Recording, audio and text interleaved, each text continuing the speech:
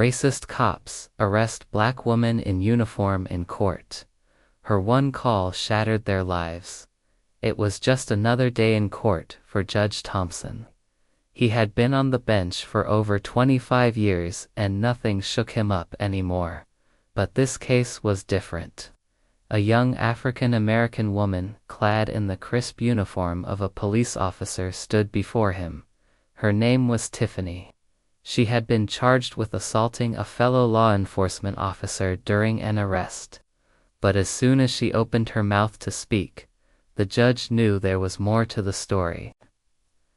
Tiffany's calm and collected demeanor contrasted sharply with the wild accusations made by the white male cop who had brought the charges against her.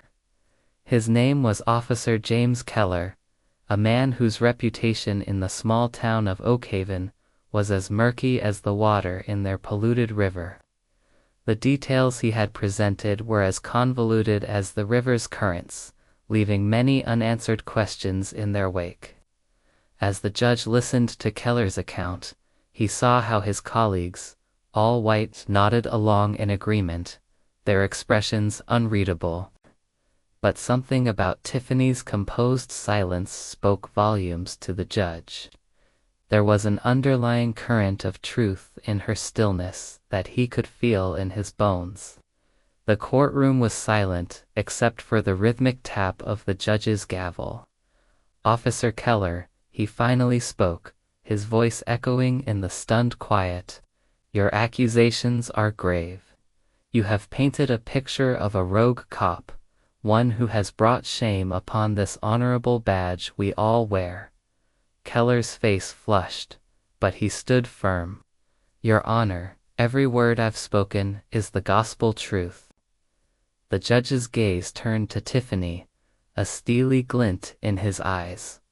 "Miss Williams, do you wish to respond?" Tiffany rose, her back straight, her chin held high. "Your Honor, I have only the truth on my side. And though I may be alone in this courtroom today, the truth always finds its way to the surface." As she sat down, the judge saw the doubt creeping into Keller's eyes. He knew then that the truth, like a relentless tide, was washing away the lies. In a town where justice was often blind and biased, the judge knew he had to be the one to set things right. With a determined nod, he addressed Keller. "I am dismissing these charges. You have abused your authority and defamed this fine officer without concrete evidence. You are relieved of duty, effective immediately." The courtroom erupted. Gasps filled the air as people whispered among themselves. Some faces were pale with shock, others gleamed with triumph. As the judge stepped down from the bench to face the storm of emotions, he felt a hand on his shoulder. Turning around, he saw Tiffany, her eyes shining with gratitude. "Thank you, Your Honor. You have no idea what this means to me and to justice." The judge, however, only shook his head. "We all have a duty to uphold justice, Miss Williams. You did your part. Now let the healing begin." But in the grand scheme of things, the battle was far from over. The weight of the town's prejudice hung heavy in the air, a storm cloud threatening to burst. The judge knew that Tiffany, despite her victory, was just a pawn in a much bigger game. Later that evening, as the sun dipped below the horizon, casting long shadows across Oakhaven, the judge sat in his dimly lit study. The events of the day replayed in his mind like a film.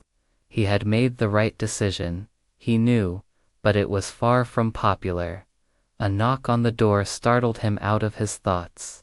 It was a sight he never expected to see. Tiffany stood there, her uniform now replaced by civilian clothes, her face etched with worry. "Your Honor, I need your help. My colleagues, they haven't taken kindly to today's verdict. They're planning to make my life in this town impossible." Her voice trembled with suppressed emotion. The judge, moved by her plight, rose from his chair. "You shouldn't be alone in facing this, Miss Williams. Come with me." Together, they walked back to the courtroom. It was empty, the silence deafening. The judge walked to the center, his hand resting on the worn wood of the jury box. "This gavel may not have the power to change hearts, but it does carry some weight. I want you to read the transcript of today's proceedings to each member of the town council, verbatim." Tiffany looked at him, surprise evident on her face. "But Your Honor, they may not listen to me." The judge's eyes, though, were unwavering.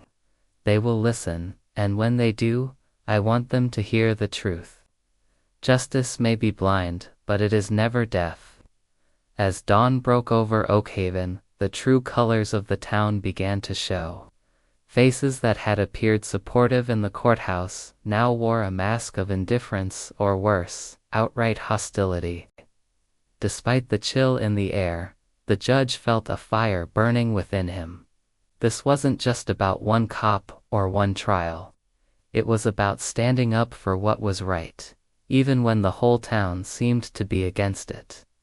He knew that Tiffany was in danger. The whispers in the hallways had become threats, the nods of the colleagues, daggers of malice. Tiffany, once a respected figure in the community, was now being ostracized. The isolation was palpable, the tension thick enough to cut with a knife. At the judge's urging, Tiffany played her part. She faced the council, her voice ringing with the same conviction that had won the courtroom. She spoke of integrity, of justice, of the vows she had taken when she had joined the force. But the council, blinded by prejudice and threatened by the disruption of the status quo, remained unmoved. The days that followed were a blur of animosity and resentment.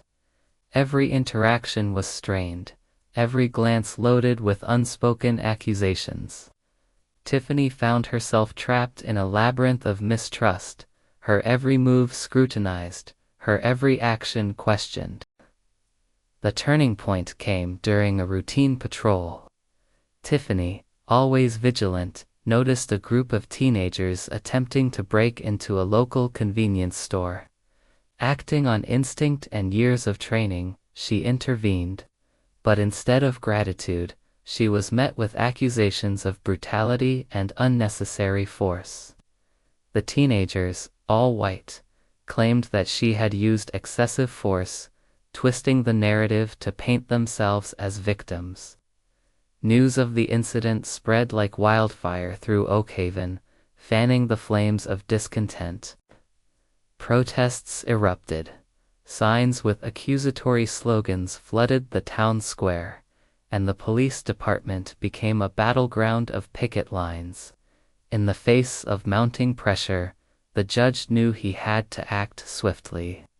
With the support of a few, he called for an independent investigation into both incidents.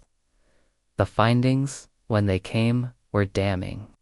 The teenagers' claims were found to be false, and Tiffany was commended for her professionalism and restraint.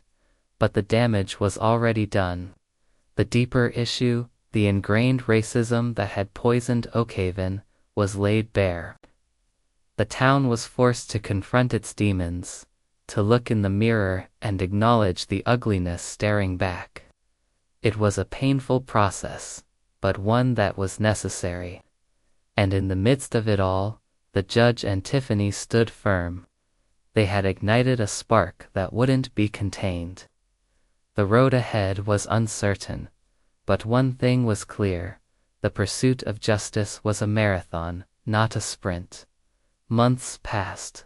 The protests gradually subsided, replaced by a somber quiet that seemed to hang heavy in the air.